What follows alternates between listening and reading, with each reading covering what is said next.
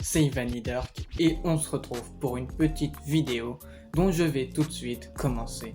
Alors déjà, un sujet qui me tenait à cœur d'être dit, c'est le fait que, comme tu as pu le remarquer autour de toi, le monde est méchant. Le monde peut t'écraser, la vie peut te mettre des balayettes.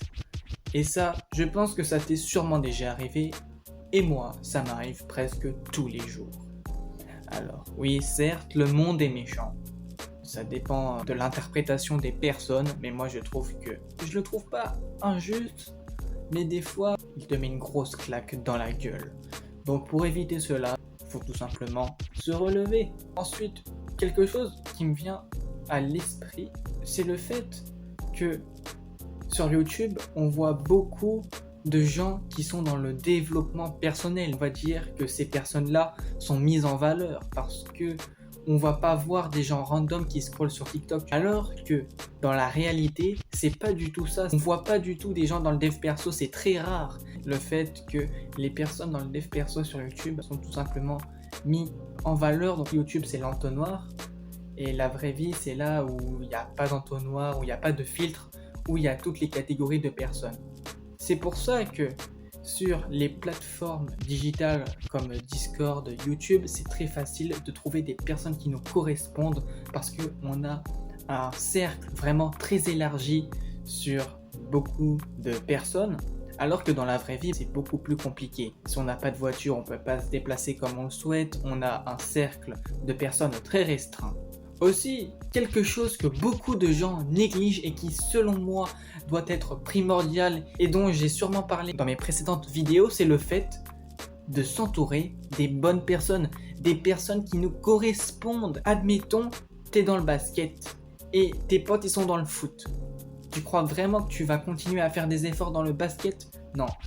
Si tu parles de basket, tes potes vont se foutre de ta gueule et ils vont penser qu'au foot. Et du coup, tu peux connaître une frustration et même être influencé par le fait de jouer au foot. Non, c'est la pire erreur. C'est pour ça que je te conseille, moi c'est ce que j'ai fait, de trier tes amis, de parler avec des gens à haute valeur, les gens qui te soutiendront, les gens qui peuvent te ressembler, mais aussi les gens différents, mais qui te respectent. Et ça, c'est quelque chose de très important qui peut te tirer vers le haut dans ton avenir. Et je vais finir cette petite vidéo assez courte sur quelque chose que j'avais aussi envie de te partager, que j'ai nommé personnellement, que j'ai inventé, qui se nomme l'allégorie de la ressemblance. Une petite image va apparaître et je t'explique. Alors, comme tu peux le voir, à la gauche, il y a une énorme plante qui est belle, avec des petites racines. Bon, je commence par la description. Et ensuite, sur la droite, tu peux le voir, des grandes racines dans la terre et une petite plante. Bon, c'est moi qui l'ai inventé, c'est moi qui l'ai dessiné. Je te laisse quelques secondes pour que tu réfléchisses, pour que tu essayes de trouver cette image, qu'est-ce qu'elle représente. Qu'est-ce qu'elle représente? Je vais tout de suite te le dire.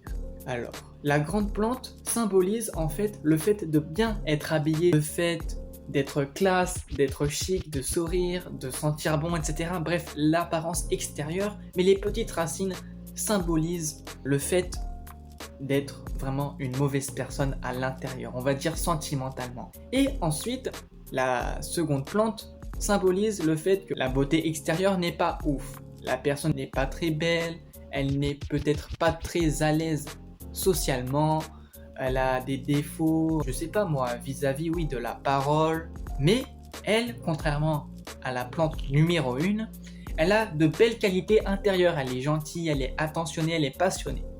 Et ça, mon ami, c'est les extrêmes. Bien évidemment, tu peux être soit l'un, soit l'autre, mais la meilleure plante dans tout ça, c'est la plante numéro 3. Il faut être bien à l'extérieur, avoir une bonne apparence, mais aussi à l'intérieur. Et ça, c'est quelque chose dont beaucoup de personnes n'ont pas. Parce que oui, il y a beaucoup de personnes qui ressemblent à la plante 1, mais je pense qu'il y a encore plus de personnes qui ressemblent à la plante 2. Mais la plante 3, il n'y en a pas beaucoup. Aussi, chose que j'allais oublier dans l'allégorie de la fleur, c'est que, comme on le voit sur la plante numéro 1, les gens ont l'air d'être attirés. Les gens aime l'apparence extérieure. Alors que pour la plante numéro 2, un mec fait un gros doigt. Mais dans tout ça, quelle est la bonne personne?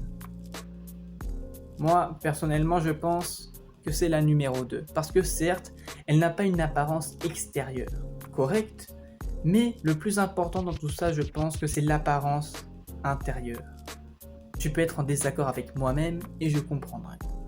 Bon, je te laisse sur ces petits mots. Tu as sûrement dû recevoir une énorme dose d'informations, donc je te laisse un petit moment de réflexion, tout simplement pour digérer ce que je viens de te dire. Allez, c'était Ivani Dark. Je ne te fais pas perdre plus ton temps que ça. Bisous.